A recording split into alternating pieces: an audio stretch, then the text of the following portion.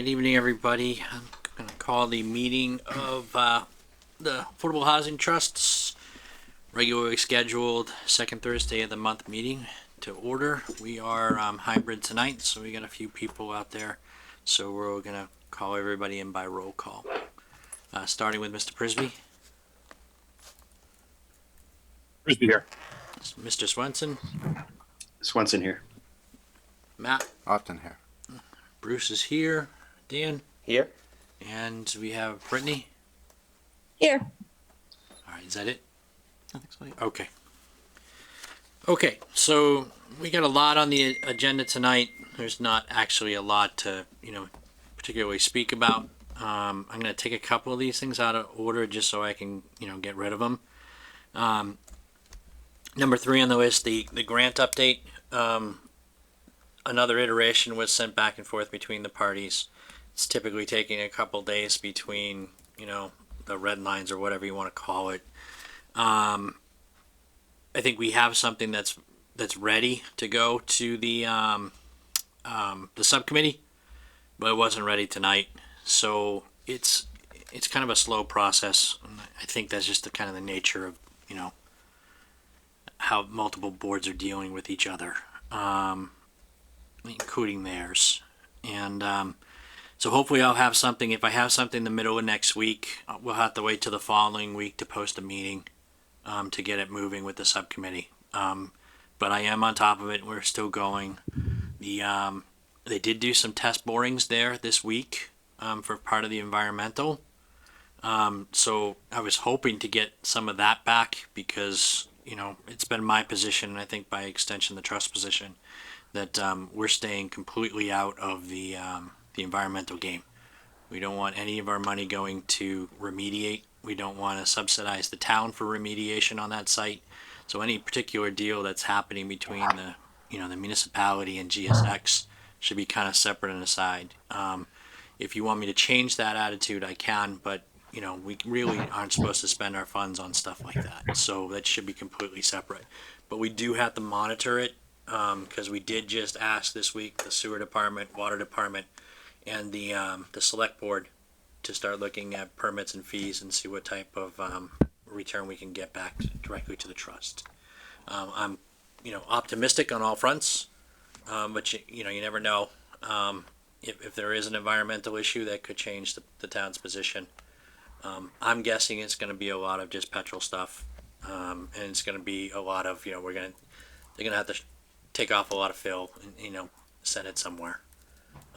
Typical with the fire station was kind of the same way too. So I don't see anything really extravagant with it, but until they actually come back and say this is what it is, you can't tell. The actual movement of it, there was one piece, and it was brought up at the select board meeting for instead of the deed restriction being in perpetuity, the original grant proposal, which mimicked that of Pine Street, were 30 years as opposed to 50 or in perpetuity. This is something that we're cognizant of. It was brought up by, Bill Yeomans had sent something in as far as correspondence to the select board.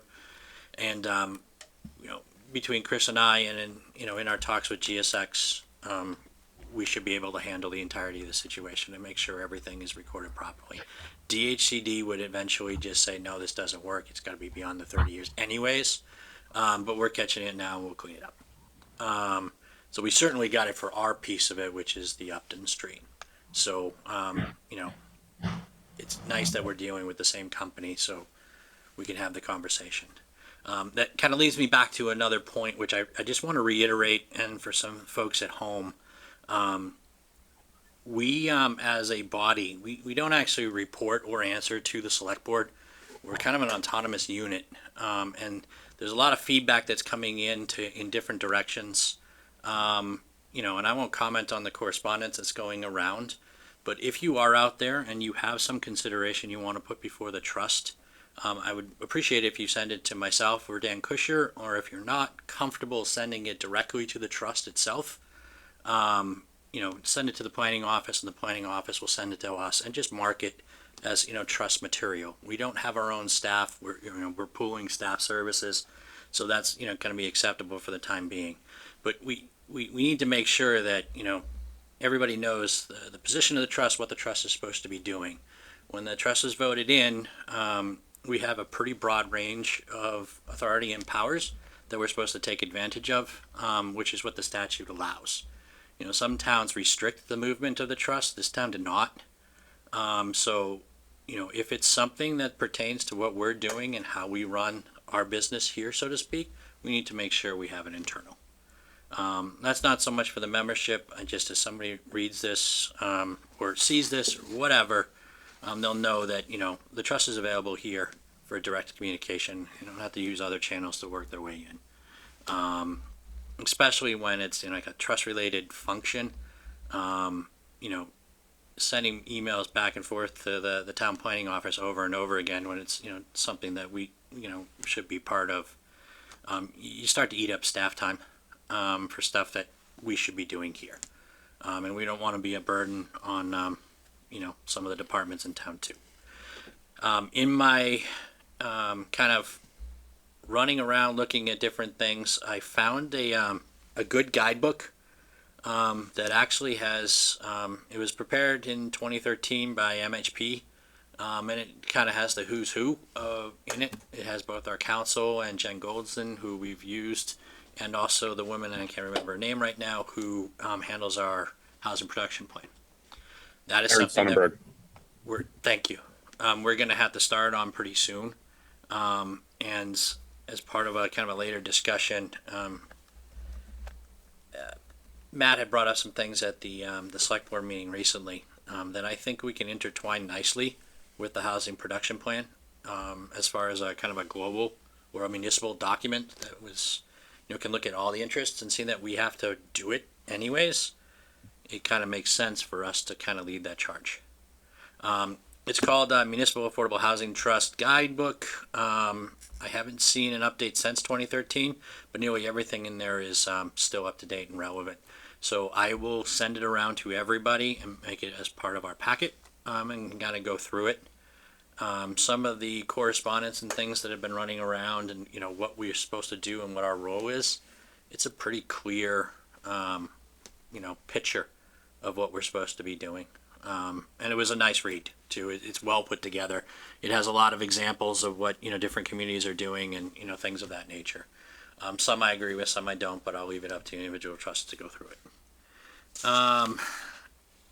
Circling back, a recap of town meeting. So everybody in this room was there. I put this on there in part because I figured everybody was going to want to, speak about it. I don't necessarily think we should have a big venting session on it, but there might be some learning points there, and we need to talk about next steps with what we need to do. I did have the chair of the CPC reach out to me. They have a meeting in a couple weeks that they invited me to, and by extension everybody, I imagine. So it should be something that we want to go to. I'm not going to go by myself and report without permission from the trust. So if it's me that's going, I'm going to have to ask for it tonight. Or if we want me to post a meeting and we all go. I'm opening up to the floor. I know, Dan, you had mentioned that you kind of wanted some things on here. This is going to kind of cover a lot of the stuff that everybody's going to want to talk about in the recap, so to speak. So Dan, I'm just going to start here, and I'll make my way around the room so everybody's got an opportunity, whether you want to say something or not. Dan, I'll start with you.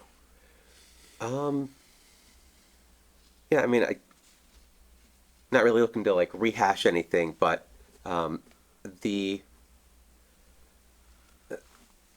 it just felt like things got very sidetracked very easily by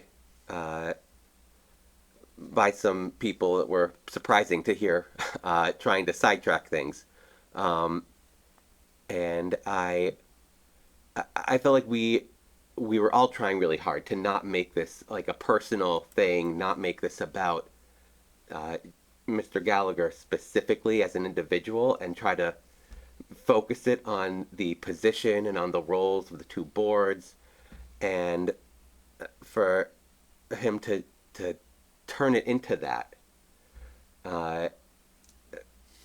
was really surprising for me. So I mean, and so basically, town meeting decided that our representation on CPC is that housing authority seat. So, yeah, I guess after seeing that, I'm not sure how much he's really interested in representing us, if that's the way that he reacts to us trying to get our own seat on the CPC. I think I would want to talk to him, with the committee. Okay. Matt, I'm just gonna make my way through here and then I'll get to panelists. I don't know. I guess my only observation really is it felt to me like the question was moved a little bit prematurely. I definitely had some commentary that I wanted to make to address some of the previous commentary in the meeting, and was kind of just waiting until some of the audience members had had an opportunity to speak, and then the question got moved. So that was unfortunate, but it happened. That's all I got. Brittany? Yeah, I would agree, Matt, that it was unfortunate. I think it was pointed out, one of the major things I heard was it was pointed out that there's 2 spots opening up for members at large for that board. But to me, it doesn't seem like those members ever step down. They always run for reappointment. So it's kind of like that's a false statement that maybe not everyone in the audience kind of understood. So I'm not sure if that's actually true or not, but to me, it didn't seem like any of them were going to be stepping down anytime soon. So I don't know if we do actually have an opportunity to run for one of those member at large seats, one of us, but. Well, I can speak to that a little bit. We have kind of clarified the reappointment policy in that the select board in June will reach out to people that are up for reappointment, ask them if they're interested in to ensure that they have continued interest in it. But we open up reappointments to anybody that shows interest and wants to come in and interview. And there's no particular preference given to people that are being reappointed or not. We kind of take each appointment on its own merits and based on the discussion and the interview process. So it's certainly a possibility. Yeah, I guess we just have to come up with a convincing argument to convince the select board, because I mean, they obviously have experience on the board, so that's worth something. But Yep, it was, I don't know, the whole appointment process was something that I wish, like, if I could tell my self in the past to pay more attention to something, it would have been appointments. So, Yeah. But we're learning. Yep. And Brittany, you've been doing this a long time in nearly every situation as far as appointments are concerned. Nobody wants to be on these things. It's only till very recently where you've actually had a point where you've had people that you can select from. Yeah, I think somebody mentioned in the audience that came up and spoke, like, that's not leaving a spot for me, but I don't know if that person's ever gone up for an appointment, so I don't know if that was a valid statement. Well, we've definitely we've had a lot more interest. I think in the past couple of years, I think our appointment process has been much more engaging. So we do reach out to people, and when people apply and don't get on, appointed for something, if another seat on that board or committee opens up, we reach out to them proactively to ask them if they're still interested, because we've got another spot open. And so overall, I think it's been working pretty well, and we've definitely seen quite a few new people come into boards and committees over the last couple of years. So it's working for sure. Yeah. It was shocking to see. I mean, how many people are in Grafton? Maybe 20,000, a little less. It's only 200 people at this meeting, so it's a little disheartening, isn't it? 200 people deciding 20,000 people's that was shocking. And then, we've got a voting population of what, 13, 14,000. Yeah. And we have a lot of people displeased with various things in town. And Right. so the message is Yeah. get to town meeting and vote things, pay attention and watch board and committee meetings and get engaged. That's your way to participate. Oh, and for the Yeah. the general audience out there, the meetings that are run now with consent agenda, I mean, in the past, we've had hours and hours and hours, and that was your regular Springtown meeting. This one was handled incredibly efficiently and moved on Yep. through. It's Is there easier to any do. opportunity for outreach to maybe the people that we're helping in the future with this rental assistance and Well, programs we want to do to have them as allies on our side in these situations? Because it was pretty close. It wasn't a landslide. True. Eric, before I get to you, I just want to make sure that we all recognize the amount of time and energy you put into that presentation. It was a lot of work, and that takes a lot of courage to get up there in front of everybody like that. And we really appreciate you stepping up and handling that for us. I thought the presentation was dead on. I thought it met all the points that we were trying to articulate, and I think it articulated them well. So I was very proud of our performance there. It was very professional, very well handled. Yeah, very positive, very professional. And now I'll give you a chance to gripe about the outcome. Yeah, you're going to the wrong guy. I'm really kind of just moving past the town meeting vote. I think what Brittany said is really the issue at hand, right? It's a 200-person town meeting for 13,000 voters. So, is it representative of the town? Who knows? But I did my best, and just didn't go our way in terms of who was there to show up. So, appreciate the kind words. Yeah, that's all I got. Oh, I guess as part of this, I know I split them up, Eric, into two different things. But moving forward, outreach, and what we can learn from this particular thing, and some of the questions and concerns that were out there, how we can better shape our position, and how to better perform at outreach. Because Ed, I'll give me 1 second, and I'll go to you. Okay. We really needed some type of advocacy group that was going to demonstrate some ability to show up and perform on this particular thing. So, we've talked about it over the past few months that, we want to make sure that we have a trust page open, that we have a website going. So perhaps now is the time to really, buckle down and spend some funds on that. And I'm sure the CPC would be eager to help us in that effort. Ed, so your synopsis on Monday night? Well, much like Eric, I've sort of already moved on in my mind. This was an issue that really isn't that huge in the grand scheme of things of what we do. I continue to be concerned about funding moving forward because I think there's this misconception out there, and we'll talk about this maybe a little bit when we get to the questionnaire, that, once you're in safe harbor or once you hit a 10% threshold under 40B, you've done your job. And I think anybody who knows really anything about the Massachusetts housing crisis and how hard it is for people to find available and affordable units around here knows that just isn't the case. For instance, today on Buy Nothing Grafton, there was a woman begging for, does anybody know any place, an apartment that's available?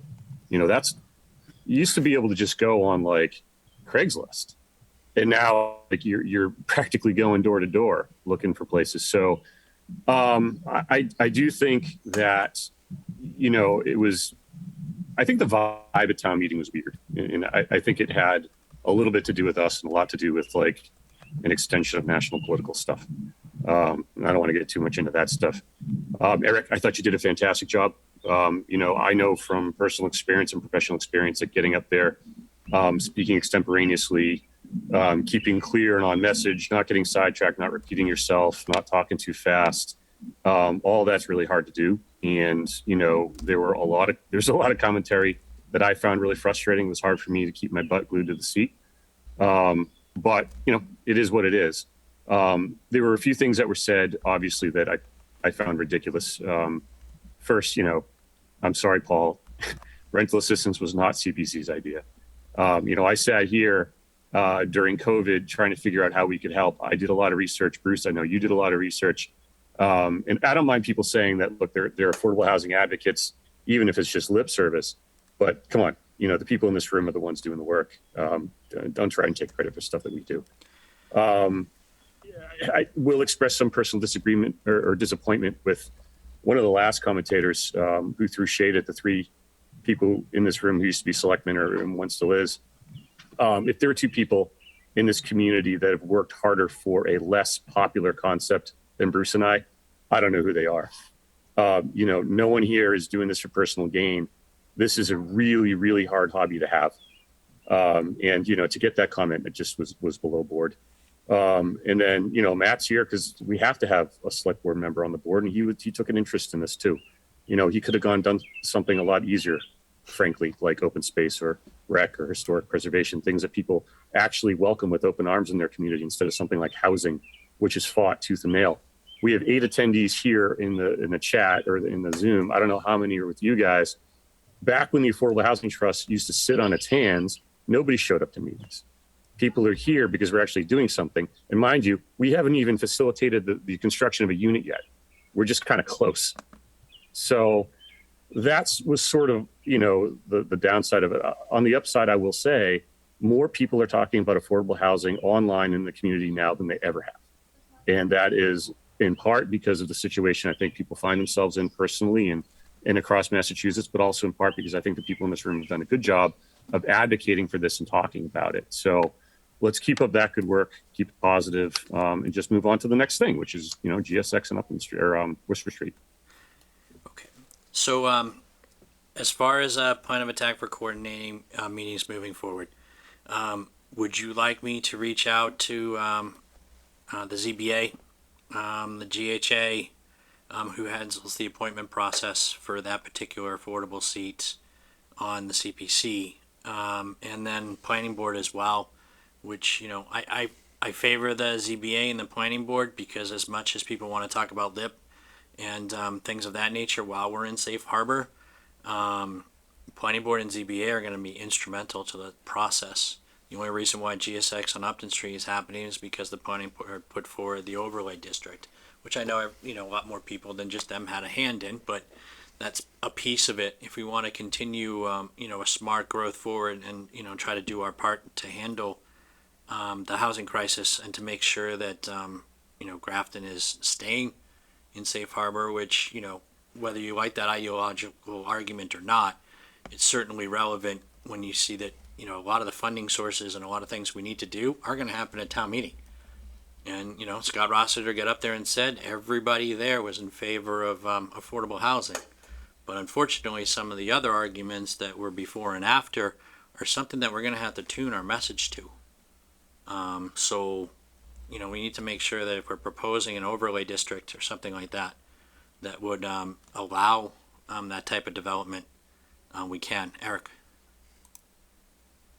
Yeah, sorry to interrupt, Bruce, but I don't know when it would be appropriate to bring this up. But in terms of the 10% and like the kind of like we've done enough attitude, it would be great, Chris. I don't know if you have this like off the top of your head or somewhere, but what the actual number of affordable units is, like units designated as affordable, and what the percentage is against our total housing inventory. It's probably 2.5%, because, Pine Street's going to be a huge contributor to that. But most of these are, it's like a multifamily and we get 25%. So you get the whole 100%. And that gets us to 10% of inventory. But in reality, only, 2.5% or whatever the math ends up working to be. It would be good to just have that data and let people know, yes, 10% of our inventory is counted towards SHI, but in reality, we only have 2 to 3% of the housing inventory is affordable, which equals 150 units or whatever that number is. And to further that too is, what percentage of those original units are actually single family houses, which have a far lower turnover than apartment buildings. And we just do not have a lot of affordable apartment units in town. And those are the type of things that we can really have a significant impact as far as, the rental assistance, buy down programs and stuff like that are great and all, but you're not really flipping a lot of those properties. There's one on our agenda tonight, but they're few and far between. But if we have a stock of apartment units, we need to make sure that we're in a position that when 2 years, when these things turn over, that we're finding new people to get in there, especially if we want to enact local preference and stuff like that. We need to be tuned for those type of things. Most of the stuff you're talking about, Eric, I think we can kind of, if we were to put our wish list together for the new update to the housing production plan, we have a pretty big latitude to go in. We can start looking at sewer, we can look at water and capacity issues and things like that. And we can incorporate that. And we can also spend a lot of time on, analyzing our inventory as it stands now. So I guess it's, fortuitous that we're doing it now. Of course we have to do it now, but, the new census data is out. We should have a pretty accurate measure. When I went through the numbers, and I'm sorry I didn't bring them with me tonight, I had, with Prentice Place and Pine Street, as long as Pine Street gets its building permit before the end of the year, and then you bring on GSX, I had us at right around 6 years at our growth pattern of staying above the 10% threshold. What will seriously knock all that completely out of whack is the new MBTA regulations, which unfortunately do not have an affordable component. So again, if you're in the audience and you're just starting to try to understand how this impacts the town and stuff like that, you can technically have 1,000 more units by right in town that we're going to kind of be forced to do. So you take that 6 years of immunity, so to speak, and just flush it out the window. You're going to add another 13 or 14% to your total housing count without any real significant affordability component. And we have no say in that, very little say in it, and it's going to play out as we go. But you need to make sure we accommodate for those type of things moving forward, which is kind of really why we wanted a more institutionalized approach to how the town wanted to look at this. I had a discussion with Just a quick note on that. So there's no requirement for the state to have that MBTA zone have an affordability requirement, but we can do that locally, right? Correct. So I think that's subsidize the it. discussion. We could, so similar to like the 8 Pine Street that has the requirement that 20% be included, we can still include that as long as it's not age restricted or Right. restricting of families. all right. Yeah, so we should do that because you're absolutely right, Bruce. We got to keep up. Yeah, and just on I was actually going to ask you about that, Matt. There's no. I saw the meeting you guys had with the presentation. I think it was like last week or the week before, but there's no like limitation on those units being marked as affordable, correct? Some Galaxy. Nancy In the MBTA zone? Steve P. and Sue Robbins. Yeah. Nope. As long as they're not Okay. age restricted or as long as they're sort of anybody can Open. move in. Yeah. Then there's no restrictions at all. So it really is just down to what Grafton wants. So I would, that's for planning to sort of work through, but I'd be surprised if we didn't have an affordability requirement in the MBTA zone when we're done with it. We have it now in our overlays, so it's just 10%, not 25. Yep. So, In the income restriction is not an issue because obviously, to qualify for an affordable unit, you have to be at a certain AMI. So I'm gonna percentage. Yeah, so defer I to mean, Chris on all these. so my understanding is we can still do the 80% AMI, or any of the other, 50 or 40. Yeah, I mean, we still have to see. So they haven't really fleshed out the final guidelines. We're getting that this summer. So at this point, it's all still a little bit a moving target, but I think there certainly would be the affordable component, and I don't see them restricting that. It's really that they want family housing is really the goal. So Yeah, I would hope not, because I mean, like Bruce or whoever said, like, they're forcing the town to generate another 1,000 units. Like that's like 15% of our housing stock, which, like Bruce said, moves the needle on SHI. So I hope that we can make those units affordable, or a percentage of them.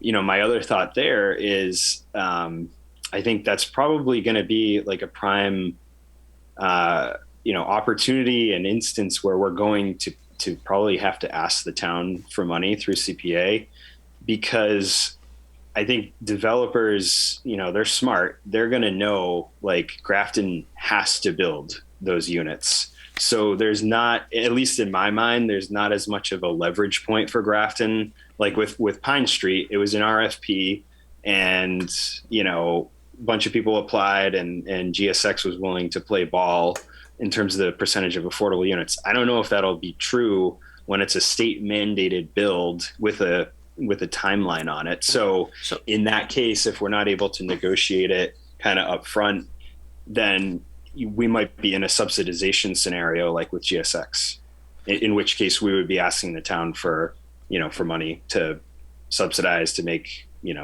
at least 25% of those affordable. So I just wanted to clarify, and it not saying that that's wrong, but just in terms of, please correct in terms of the mandate isn't to actually build the units. The mandate is to put the zoning in by right.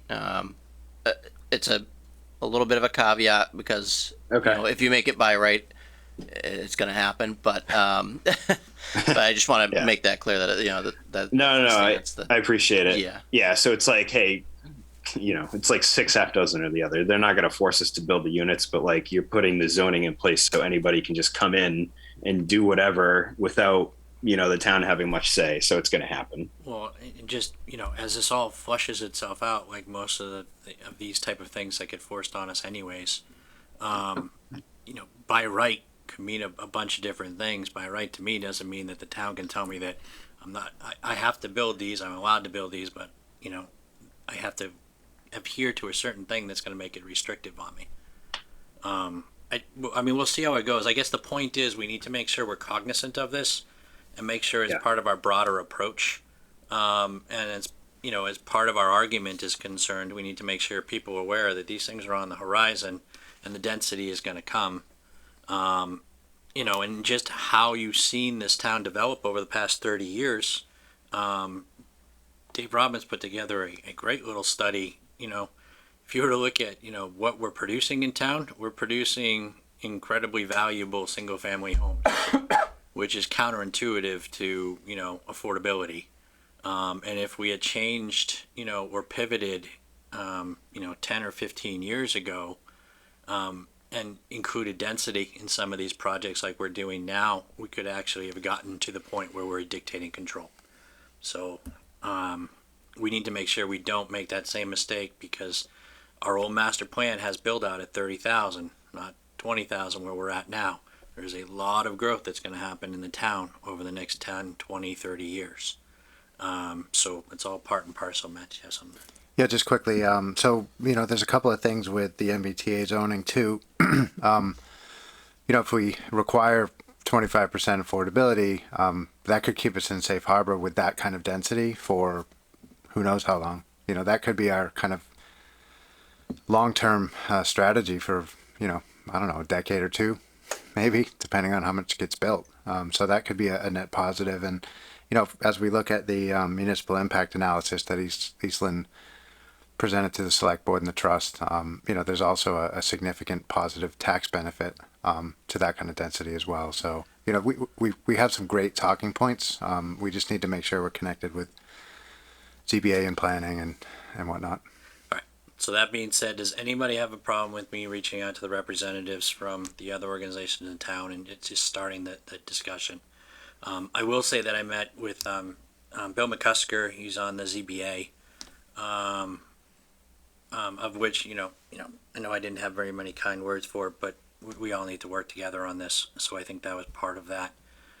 So we should, but that's a good place to start. And if we can put some people in a room, or at least start the dialogue. I got the impression,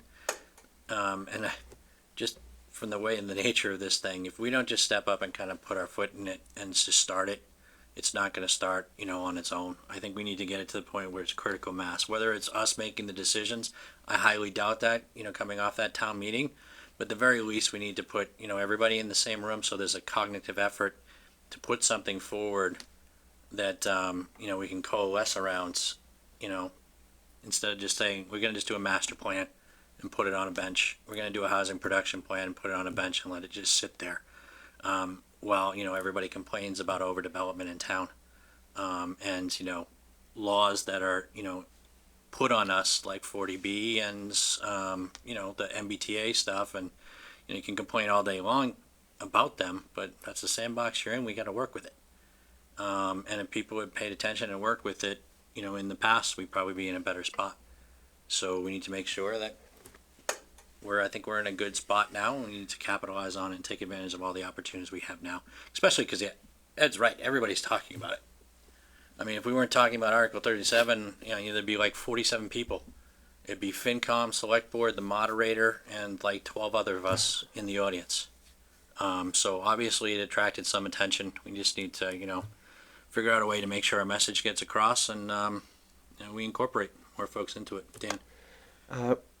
So when you do talk to them, I just want to say I really feel like our voice on CPC is officially the Housing Authority member. That is the clear message from town meeting, and I want that person at every single one of our meetings going forward. That person needs to be completely up to date on what's happening on the trust, because they're our voice. Okay. There might be ways that that happens that you're not comfortable with, just as long as we're okay with other people's approaches to it. I mean, it may be that somebody wants to change our membership as far as a 7-member body. They might want it to go to 9 and add a couple people to it, which is completely allowable under the statute. And add a GHA member this way or a CPC member this way. Those type of things could be brought up. I would just ask that everybody's kind of open to it. I think end of the day, it's just about people who have, who want to work. That's really what this is all about. Is people who want to work and actually put the effort into it and not just talk about it for a 15-minute sound clip and then move on with their lives because they want an argument on a particular day and a particular time. There's still very real problem, a lot of problems out there, a lot of challenges that we need to work on. So, all right, so I'll start reaching out then. Is everybody okay with that? I'm fine with it. The select board is in its next workshop planning on bringing in water, sewer, ZBA planning, and the housing trust, so that we can all have those discussions in a workshop. So, if I can make one recommendation though, I having been part of like the TRICOM stuff and in the past and a lot of the big meetings when you have a ton of people there, it feels like if you have like a subcommittee it out maybe, or just get some people who want to put some like framework to it. sure.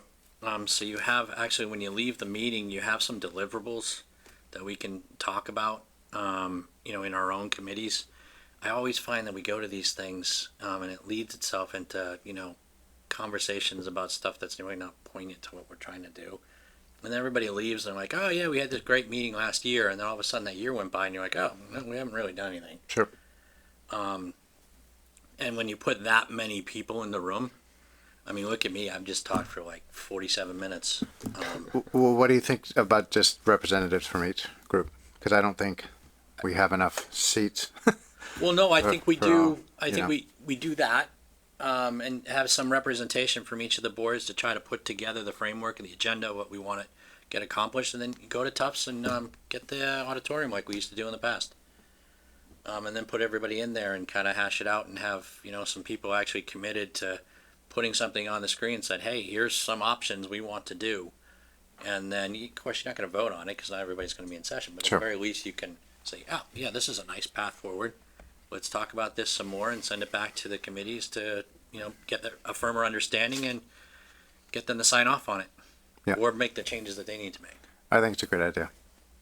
A working document, so to speak. Okay. So I beat that one to death. We have some meeting minutes that were sent out with the packet. Has everybody had the opportunity to look at them? We are, in fact, a little bit behind on our meeting minutes. We need to get them picked up and out there. I will say that every single one of our meetings we have had has been recorded and is on file. So if you are looking for content, they are all up there. We will get the meeting minutes done over the next a couple weeks. So Matt has volunteered to help me out with that, and if it all goes as planned, we should be back, basically caught up by our next meeting, or by our regular June meeting. I don't know if we have another one in between, but by that second Thursday in June, we should be caught up. Okay, perfect. So just plan on the rest of them being there. We have 2 tonight, so as long as everybody is comfortable with them, I will entertain a motion to approve the meeting minutes. Just include the dates. for the So meeting I minutes. make a motion that we approve the meeting minutes from March 24th, 2022 and October 14th, 2021 as presented. Do I hear a second? Second. Second. Thank you. Is everybody comfortable with that? Any discussion? All right. Hearing none. All those in favor by roll call. Mr. Prisby. Yeah. Mrs. Morgan. Morgan, I. Mr. Swenson. Once and I. Mr. Often. Often I. Mr. Kusher. Kosher, aye. And Mr. Spinney is also an aye. They've been accepted and put in record. We'll get them posted into the clerk's office with alacrity. So plan on the rest of them being in that first meeting, scheduled meeting in June. If you do have some, we're probably going to end up having a meeting in between as the grant proposal makes it into its final steps. And then we'll have to post the meeting minutes from the subcommittee as well. But we can add, if you got some ready, just send them over to me and I'll get them on whatever agenda is queued up. We have recommendations to the select board regarding Fort Canton Court. This is something that Chris needed to put on there. It is time sensitive, but it's something that we're supposed to be reviewing. It's a house that has come up. So Yeah, so it's primarily the select board looks for a recommendation from the Affordable Housing Trust. This is part of a resale of a deed restricted unit. During that, the town does get a right of first refusal as part of that resale. So it's just a recommendation to the select board whether or not to exercise that right of first refusal. And Chris, just to clarify, if we say don't exercise the right of first refusal, that deed restricted unit just goes back to CHAPA for the lottery. Correct. That's okay. And for those at home that don't know what CHAPA is kind of the statewide authority on handling the lottery. Some communities do the lottery internally. We do not. We're not equipped for it. Again, one of the other things that we really need to be equipped for in the future, as part of the argument for funding and to make sure that we have staff and the appropriate level of staff to handle those type of things. It's just an acronym for the statewide agency that does it for us. Seems like we need a lot of money for stuff in the future. Yeah. It's a good thing CPC's never said no. Well, we're gonna have to queue some stuff up. So, speaking of which, I said before that I was invited to the meeting at the end of the month. Is that something that you guys like me to go and provide the update on some of our projects? Or is it something that we all want to attend? And I will ask their chair if we can just do a group meeting. Dan? I wouldn't mind if we all went, but I want to know what's on the agenda, because honestly, the last time that you and I were there, you spent 20 minutes, 25 minutes being deposed by somebody who had no idea what we do or what the names of the projects were. It was, I don't think it was productive on any level, so I'm all for meeting with people and, building bridges to the extent that we can. But I got to know that it's not just going to be another abusive session in there. Okay, fair enough. Dan? I was just gonna say I think you can handle it. I don't think we all need to be there. If it's just giving an update. Okay. I'd agree with that. If we're talking about like working together, like how to like that stuff, maybe having more input. Yeah, But if you're just updating them, I'm fine with you just updating them. that's my impression of it. I told them we were going to have another meeting at 7:45, which I anticipate will be our grant proposal meeting, and hopefully it's wrapped up by then at the end of the month. So, I'm guessing it's going to be, hey, this is where the trust's at. Let's plan an agenda moving forward for when we can all sit down and meet and, pack some items together that we need to hash out between the two committees. That's my guess of the flavor of it, and it'll probably be at that. Whether it turns into something else, I'm more than equipped to handle myself in that situation anyways. So, I don't mind doing it. I'm going to be prepping for our meeting later on that night anyways, so I'll be here at 7, so it's not a big deal. So as long as everybody's okay with that. Eddie, you all right with that? Okay. You know what? I'm going to ask for a vote just so I have permission to do what I need to do. So Matt, can you put that into a... Sure. So I make a motion that we allow the chair to attend the next CPC meeting to give updates and discuss future coordination. Second. Any discussion? All those in favor by roll call. Brittany? Aye. Eric? Aye. Ed? Aye. Matt? Aye. Bruce is an aye, and Dan? Aye. Yeah, that would keep me in a box head, and I won't be able to go off the rails now. Okay.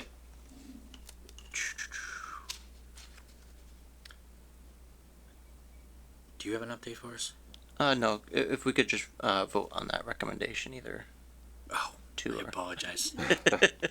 Yeah, we need a vote to send something to the select board. What's the name of the property? Or for Canton Canton Court. Can I get a little background on this? I'm coming in blind. Yeah, so it's a resale of a deed restricted property. So a recommendation to not exercise the right of first refusal allows them to go through with the sale under that deed restriction, which is through the lottery in Chapa, and it remains deed restricted.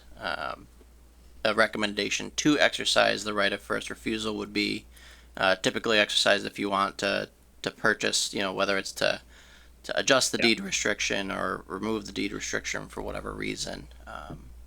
But I can pull the property up on the GIS if that's helpful. Please don't. I'm good. Okay. All right. All right. So I move the trust vote to recommend that the town not exercise the first right of, is it refusal or Yeah. for the 4 Cannon Court property. Any discussion? All those in favor again by roll call. Dan? Aye. Bruce is an aye. Matt? Aye. Ed? Aye. Eric? Aye. And Brittany? Aye. Keep it on our toes. Carries. Okay. Last piece. We're gonna have to discuss this a little bit. I know we had brought it up at the last time. Looking at endorsements of candidates and things like that. I did some homework over the last week, and I spent some time with ethics as well, and our council. So the trust as a body itself cannot endorse a candidate. Questionnaires and reaching out to on behalf of the trust to local groups, things like the League of Women Voters or other advocacy groups for housing in the area are fine. Questionnaires to candidates are fine.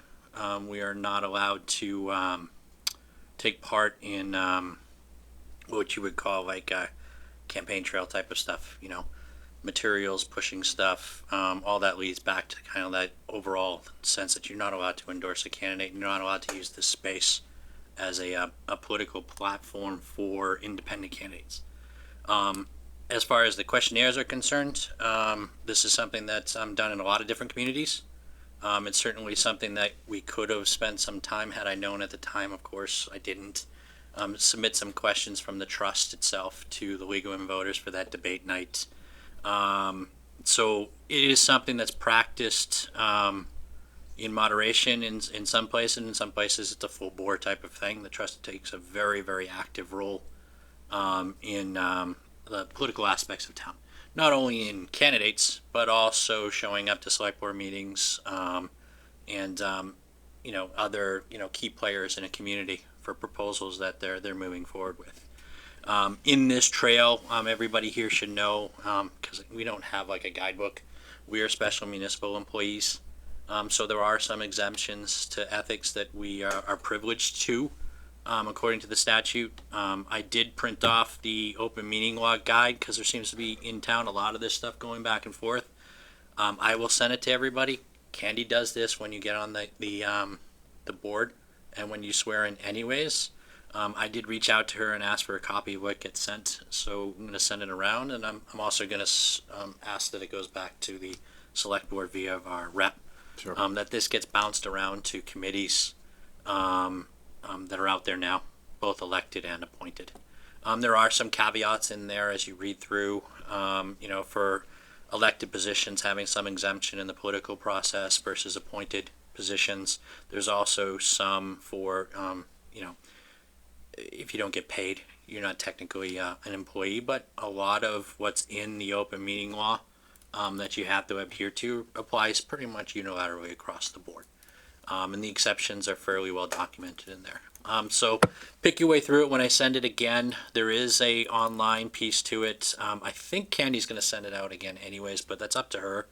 That's her purview. If you do have a complaint with a particular body, especially one like this, you typically should go to the clerk's office. She'll get you the proper documentation. If you want to just get in touch with the committee itself, I am 100% available, and I am fairly friendly, but I am very responsive to inquiries. So if there's an issue that you have with the trust and the way it's conducting yourself, I'd appreciate it if you just send me an email. I tend to hear things, like second, third, maybe fourth hand, and it's a little bit frustrating because I've been doing this a long time and I've never really had a problem with people coming in and speaking their mind to me. So if you do have something to say to the trust and you are concerned about it, you can dispense with the theatrics and, whatever pettiness is going on out there, and just approach us directly. We're volunteers. Most of the volunteers here have been doing this a very, very long time. And we've had some margin of success in the past year. We should probably continue that and keep it going. And disruptive behavior, and, open pettiness. I understand it's campaign season, whatever, it's fine. But we're all here to do a job. So, you bear with people, especially your neighbors. And there's absolutely no reason for it. Especially with people as open as us to it. So, we have more people showing up at our meetings in the past 6 months than, the past 10 years Ever. combined. So, obviously people are interested in it. I think maybe, perhaps people should be more collaborative with it, work with it. There are some changes that obviously need to be made in the way we conduct business and things of that nature. So, opinions are opinions. Let them be heard, and then we'll try to work with it the best we can. So, with the questionnaires, everybody got a chance to look at the responses? I actually didn't. I mean, I've gone through, I think, Anne Marie's, I went through Andy's, I went through Carl's. I haven't gotten to Rich's yet. And I haven't gotten to the 2 planning board candidates yet. We are. Oh, go ahead, Dan. Sorry. So I guess before we get into that, I just, so I know we talked about it last time and we decided that, endorsing was not an appropriate thing for the board. And then to hear that it's also, we want to be careful with ethics. I think it might be better to just not even discuss the answers, because if we start saying things like, I like this answer, I didn't like that answer, I think that could be construed a certain way. That's fine. Totally agree. Well, actually, I just want to say something to that because I meant to say something, Bruce, when you were talking about this. I want to make this very clear, and I think you know this. And I think everybody in here knows this, but I think there are people that watching this don't know this. Individually, outside of this meeting, there is absolutely no problem with individual members of this group saying, these are the people I like. If you want to say I'm a one issue voter and it's affordable housing and these are the people I like, there's absolutely no problem with that whatsoever. I don't mind discussing it. We could do it. We could not do it. We took the time to put the questionnaires together. I guess if we don't do this and have a discussion about it now, how are we going to get this information out to people who might be interested in what the answers are? Well, that's the other thing too. We really don't have a medium to do it.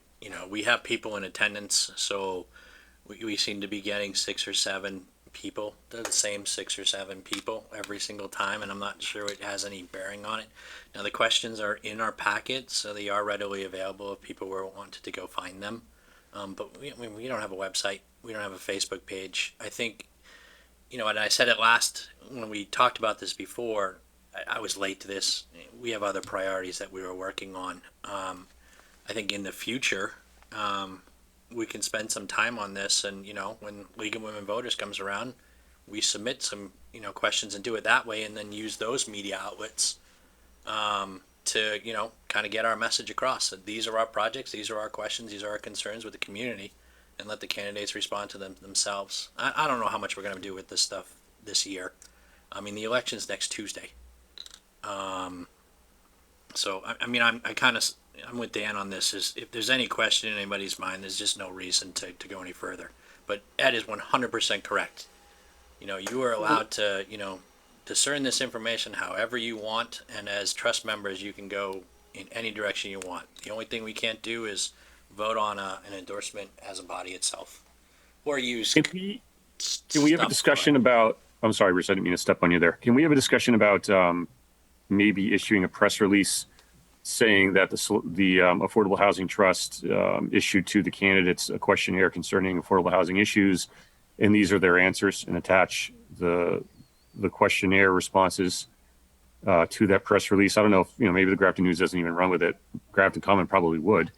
It's content for people. It's certainly a hot topic issue after the last town meeting. Maybe that's one way. I know that we have them posted probably right now on the town's website. So I'm trying to think of ways that we can get, the information out there to people that might find it useful or informative. I think the Common stops running articles on the election. They stopped Today. taking today. So I don't. No, they don't. She'll keep running articles, but she won't run letters endorsing candidates. Yeah, I mean, I don't know if that's the same thing. I can reach out to her and ask. We're kind of, we couldn't even post another meeting to decide what we wanted to do. There's pertinent information in there. I don't want it to, this is the first time we're doing it, I don't want it to come off, kind of half-cocked. When we do things perfectly, like Eric's presentation, it still comes off, Yeah, however enough. people want to perceive it. Like we did this work, we have information. And I'm uncomfortable. I see Dan's point. Like I get it, and I understand that we're being watched and we're walking a tightrope here. But I don't want to be so afraid of our own shadow that we, again, inadvertently don't advocate for the thing that we want to see happen because we're afraid of other people's responses. It's a simple risk reward for me now. We're going to have virtually no impact on it. I don't want to do a disservice to any of the candidates, by making this a focal point. Because as far as I can tell, it is a focal point, the very fact that we're talking about it. And I think that's a detraction from, what people should be focusing on, which is the answers. And I have no way right now to get those answers out so people can, take a look at them. I think if we were to do it and it would be our first go at it, I think we should have done it a couple months ago and, done it formally and said, this is the way it's supposed to go. And this is the way we're going to do it, and not have it just be a flash in the pan type of thing. Brittany, did you just raise your hand? No, I was just unmuted myself because I'm thinking I'm happy to put all the responses in one place in a graphic or text. So there's a question and then there's 3 answers below. or for however many people answered, and then just send that to the Grafton Common or something local. I mean, it's information on the candidates and their opinions. Isn't that what people want to know to inform their vote? I don't see what's Put wrong. something Is it together, just we too just- we late, you're got- saying? We got to do it now. Yeah. Like The I link said, that they sent us, could they not just send that? Well, they sent it to us. We didn't, it was for us to kind of go through. What we asked is Dan sent out a letter to them, the planning board and the select board candidates, and asked them to respond in a certain amount of time to get it in the packet. And they Yeah. all did, right? Yeah, so they all put it there. I mean, in a sense, we're kind of giving, we asked them to do something, we're not posting it, so that's the other side of this, is, Yeah. they all volunteered to provide us information to get out to the public. We should probably put it out to the public. So Yeah. I guess, how quickly can you do this, Brittany? Can you just put them into, do we want all the questions in there? I mean, that Yeah, makes sense. do you to want me. do you want like a PDF and each page of the PDF is just one question and each page that has the question has all the answers on one page, so it's easy to see the differences and the similarities. And I don't know. Anybody else with any ideas? Can we get this actually on our website? It is on the meeting materials, but we could, if we do a PDF, we can definitely upload it to the Affordable Housing Trust page. Can we just provide a link to the common and say, here's a link to the responses? How are they in the packet? it's a link and it's all the emails in the link. Oh, it's just the emails and the Yeah, it's just the responses, emails. It's very informal. Yeah, I right? mean, Yeah, we don't want to do that. It's just gonna look messy. Brittany's idea. I think she has a good idea. Brittany, if you've got time to do that, that would be awesome. I think I have that's InDesign the way to skills. go. I can do it. Yeah. I think we should get the information out there. I think the discussion is less about the content of the answers and it's more about how the trust does this a little better and a little bit more formally next year. Because I think it's a really valuable exercise that we went through. In my reading of some of the answers, some of the questions were more successful than others. I think that's part of the discussion. Maybe we chuck a couple of them or swap them with different questions that are slightly differently focused and whatnot. But I think that's the focus. But I'd like to get the stuff out. So I totally support Brittany just putting that together. And I think, yeah, just question answers, and that's going to be the easiest way for people to consume, in a comparative way, different candidates' perspectives on the questions. Yeah, I'll just do quotation marks and then the person's name. Perfect. At the end. Yep. And then just be careful that we don't do anything beyond that. We're just discerning. I'm gonna copy paste word for word. Yeah. So Yep, all good. So Dan, I just want to, so quickly, two things. One, I wanted to thank the candidates because we gave them 4 days to get these answers in. They all did it, which I think is awesome. So I just want to say thank you to all 6 of the candidates. Absolutely. And I also wanted to point out, I feel like we have gotten value out of this already.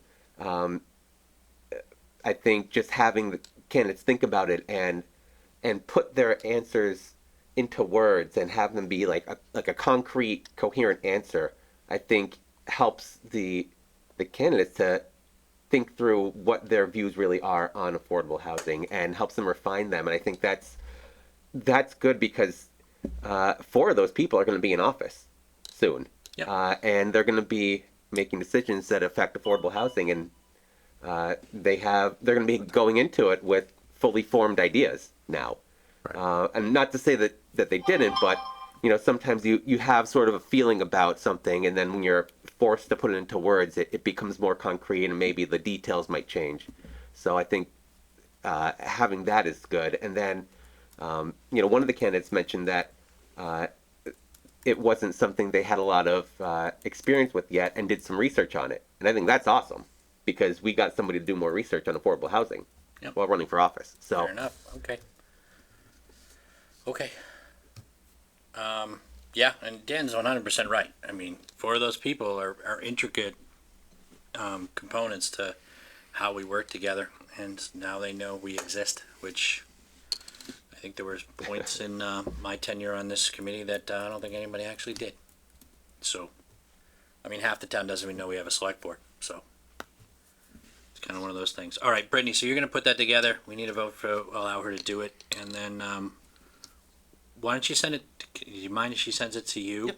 And then we'll reach out, and it may be that they don't pick this up, but we'll at least provide the opportunity, and then throw it back in our packet so there's a reference point with it in its own format, so candidates know that what we took from the email was a direct extract into the PDF, so it's all there, so they can see the basic information or the base information, so there's no question that there was any manipulation that was done. And be very careful with that, because some folks will be watching. So All right, so I move we vote to authorize Brittany Morgan to assemble the materials as presented by the candidates in a format that's more friendly to be presented to the Grafton Common.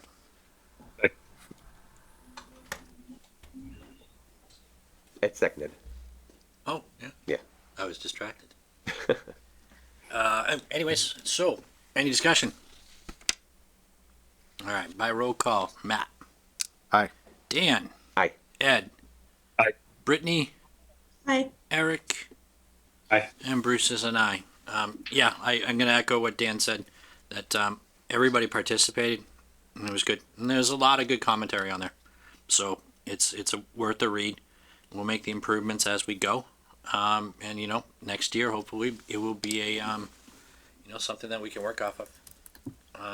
Does anybody else have anything for this evening? Yeah, I just got one thing. There is an article in today's Globe that I highly recommend to everybody read. It's called "The Housing Divide is Pulling Massachusetts Apart," and sort of adjacent to what we were just talking about with the candidates. When I was reading their answers, I'll tell you what I'm looking for, and I'm just going to quote from this article. This is a quote from a woman named Jenny Schutz from the Brookings Institute when she's talking about it being difficult to build housing in a state that considers itself progressive. And she says, when you have people who say they care about inequality, they say they care about racial justice, and yet they're not willing to make changes in their own life or to accept change in their personal environment that would make equity better, that would reduce racial segregation. So there's sort of this paradox that a lot of really democratic-leaning places have some of the most restrictive zoning and are fighting the hardest against things like building a low-income apartment building in an affluent neighborhood, which is exactly the kind of thing that we need to do if we want to make progress on racial equity. So, when we were asking the questions and I was reading the answers, what I'm always looking for is, does this person appear to possess the capability to hold two thoughts in their head at the same time? That, things like traffic and resources are important considerations, open space, historic preservation, recreation, resources for those are important. But also at the same time, I'm going to express a willingness for self-sacrifice toward the goals and values that I say that I share and have, so that was the sort of thing I'm looking for. And I comment on this all the time when I see these, in this house, we believe things on people's lawn signs who oppose, housing down the street from them. You can't say that you're for diversity. You can't say that you're for equality and be resistant toward affordable housing. And that's when I read through the answers, that's the sort of thing that I'm looking for. So I recommend that article to everybody. It's on the Boston Globe website now, and I posted it to Planet Grafton. Thank you. Again, I will pass the open meeting law guide and materials that the clerk office sends again. And if you haven't, there's a signature page that says you received them at the end. If you could return that to me. I'm still waiting for some of the question answers from MHP for our grants. So get those to me as soon as you can so we can put them together and we can start working on that piece of it. And then the Municipal Affordable Housing Trust Guidebook, which is the best one that I found, and I mentioned it earlier, I will send to everybody again, and then we'll get it up on the packet as well. Be prepared for a meeting on the 27th, and then Eric and Ed for the subcommittee I'll reach out to you directly to see if we need to post for the end of next week, and hopefully we get everything done so we can work it over. I think the next iteration of the draft I'll send to you anyways, because I think it's going to be mostly in final form, and there's not that much to it. Eric, you had something? Yeah, I had sent you a couple agenda items. I think you were out of pocket and just could not get them onto the packet. Can we discuss those, or Sure. I'm gonna wait? Okay, they're kind of related to like the outreach agenda items. So just while with the lead up to Article 37 happening, I was doing research obviously for the presentation, and we've done a housing assistance fund before. It was rental assistance, but I'm interested in creating permanent housing assistant fund, or funds plural. I don't know what the right way to do it is for certain populations. I know Lisa Kelly had submitted an op-ed to Grafton Common, and she talked about her work with seniors and how they get displaced, financial troubles. Maybe they're living with a son or daughter, and that person has to move, or whatever it is. So I believe in my research of CPA that those types of funds can be funded by CPA funds. And I think that's something I want to explore. I don't know about the trust. So, the scenario is a senior or some other population comes across, housing insecurity in Grafton, and the trust could then provide them funds either to continue to pay their mortgage, or maybe they have to move and there's nowhere in town affordable that they can move to. They want to stay in town. Perhaps, the trust can subsidize their rent or whatever it is for a certain period of time. I'm interested in figuring out if we can create funds like that.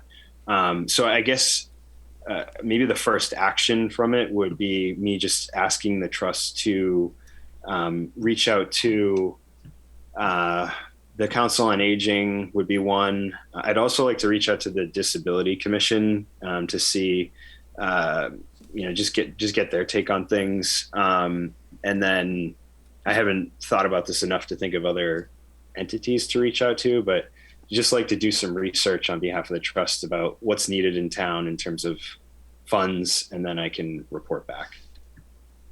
Okay. That makes sense. Any questions? You No, mentioned it makes- GHA in there. I makes lost sense. track. Oh, good point. Good point. Yeah. Yeah. And actually that was, thank you for bringing that up, Ed.